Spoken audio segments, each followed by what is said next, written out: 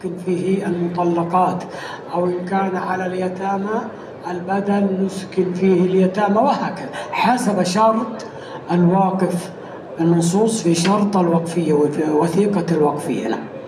أو نشتري به وقفا يكون للفقراء يتعين الثاني، فلا يجوز أن نقول إن هذا لماذا لا نعطيه الفقراء؟ سينتهي. لو أعطيت المال كله للفقراء أكلوه وانتهى. لا، نريد أن نشتري عقارا آخر نستثمره لنصرف منه على الفقراء على مر السنين. ولذلك الفقهاء قالوا على جهة بر لا تنقطع لتبقى الصدقة الجارية على مر السنين والأعصار. نعم.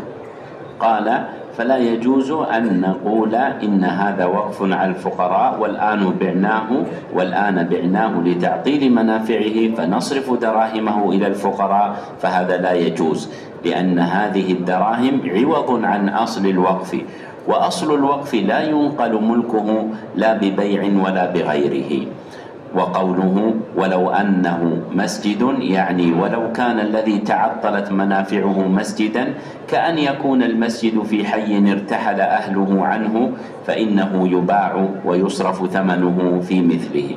وإذا بعنا المسجد وصرفنا ثمنه في مسجد آخر فيجوز لمشتري المسجد أن يبيعه لأنه صار ملكه، ويجوز أن يجعله دكاكين للبيع والشراء.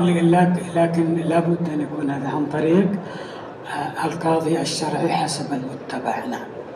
قال والمهم أنه زال عنه وصف المسجد فيجوز بيعه والصدقة به وهبته وغير ذلك، ويصرف ثمنه في مثله.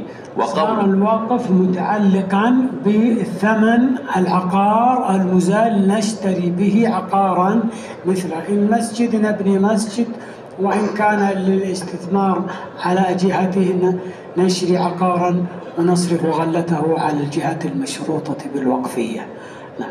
وقوله ولو أنه مسجد أشار إلى خلاف، فمن أهل العلم من قال إن المسجد لا يباع لأنه وقف لمصلحة المسلمين، وما كان لمصلحة المسلمين فإن الفرد لا يتصرف فيه، ولكن هذا ليس بصحيح، لأن المسجد إذا هاجر أهل القرية كلها لم يبقى أحد، بل لم يؤذن ولا يصلى فيه، إذن ننقله إلى مكان يصلى فيه.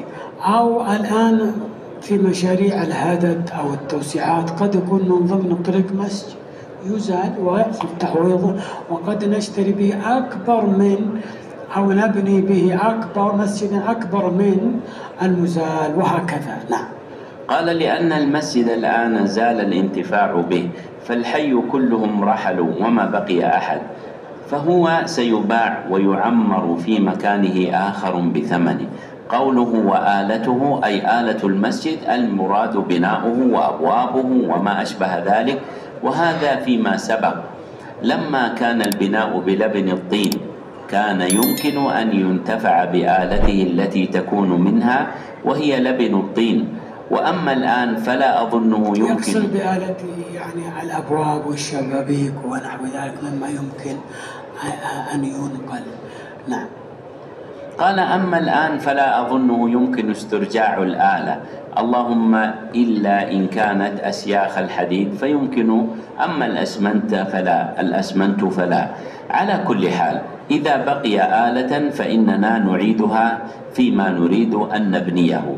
فإذا قال الذي باع المسجد آلته الآن إذا قد تكون الآلة القديمة غير صالحة للبناء الجديد، لابد أن نأخذ كل شيء من جديد، وهذا لا يمكن. هذا على حسابات وتقديرات الماضي عندما كانوا يستفيدون من كل شيء. أما الآن البناء الجديد لو هدمنا مسجدا أو بيت وقف أو نحو ذلك سنبني بنيانا مؤسسا من الحديد والإسمنت والخرسانة الموثقة لتبقى أكثر مدة، ولا يمكن أن نعيد يعني جميع الآلة السابقة في المسجد أو في العقار القديم إطلاقا. يعني هذا موضوع انتهى، بل قد تكون من حكم المتلفات التي لا قيمة لها. نعم. قال وإذا نقضناها وبنينا بها المسجد الآخر سيخرج غير قوي، فهل لنا أن نبيع الآلة ونشتري آلة جديدة قوية؟ الجواب نعم، وتكون الآلة الثانية بدلا عن الأولى، وحينئذ لا يضيع حق الواقف. قوله وما فضل عن حاجته جاز صرفه إلى مسجد آخر، فما فضل عن حاجة المسجد فإنه يجوز أن يصرف إلى مسجد آخر، لأن هذا أقرب إلى مقصود الواقف.